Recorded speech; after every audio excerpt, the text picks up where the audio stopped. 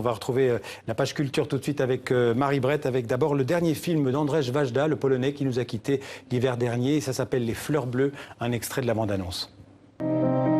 Każdy wybór jest dobry, bo jest wasz. Żeby znaleźć swoją drogę, nie malujcie jak Mondrian, bo on już to zrobił. Władysław Strzemiński jest najważniejszym polskim artystą XX wieku. Przecież pan wie, że kraj idzie w nowym kierunku. Naród ma prawo stawiać swoje wymagania twórcom. Pochód z panem w carskiej Rosji za coś takiego z punktu na Sybir. Nie jestem przeciwny, mam tylko inne poglądy na malarstwo.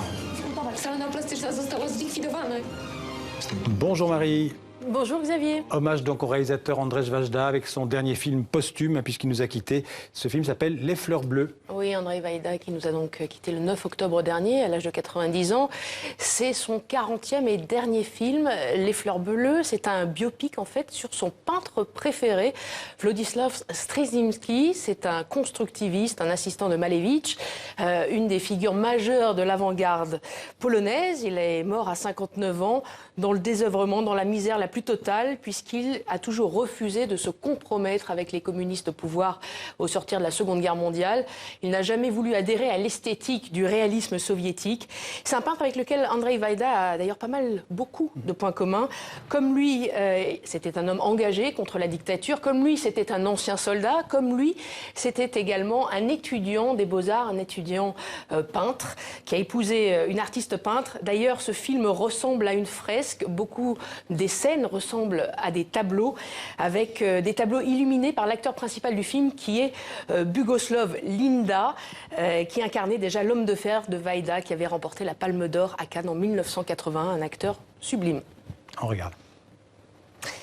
Non, donc non, on vient de le voir. Donc ce sera en salle le 22 février. Bientôt en salle, voilà, le 22 février en France, et on peut évoquer d'ailleurs un autre avant-garde, oui, avec l'esprit du Bauhaus. D'une exposition donc, qui est en ce moment aux Arts Déco à Paris, que vous avez vu pour nous.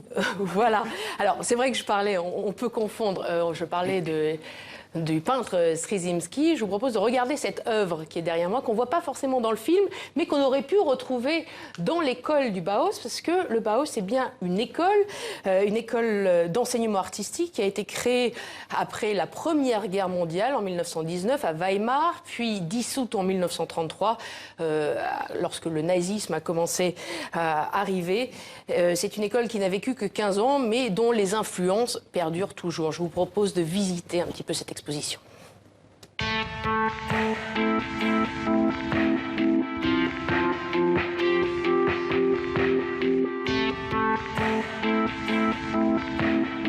Le Bauhaus, c'est d'abord une école, c'est pas un style, c'est pas un mouvement, c'est une école. On est après la Première Guerre mondiale, un moment où l'Europe et notamment l'Allemagne a besoin de se reconstruire. Et tout d'un coup, un certain nombre de professeurs très connus, Walter Gropius, Marcel Breuer, Johann Itten, Paul Klee, Vassili Kandinsky, sont réunis pour créer une école d'art un peu nouvelle où dans la pratique comme dans la façon d'organiser la scolarité, les étudiants sont incités à une grande liberté, à une grande créativité.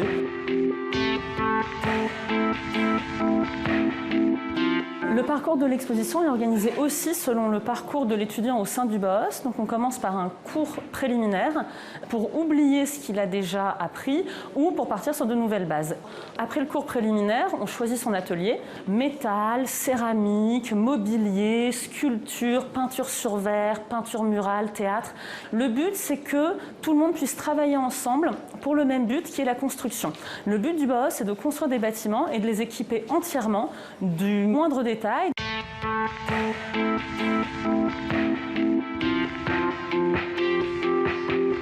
On a souvent l'idée d'un Bauhaus un petit peu aseptisé, très sérieux, des espaces blancs, très hygiénistes, une atmosphère un peu monacale.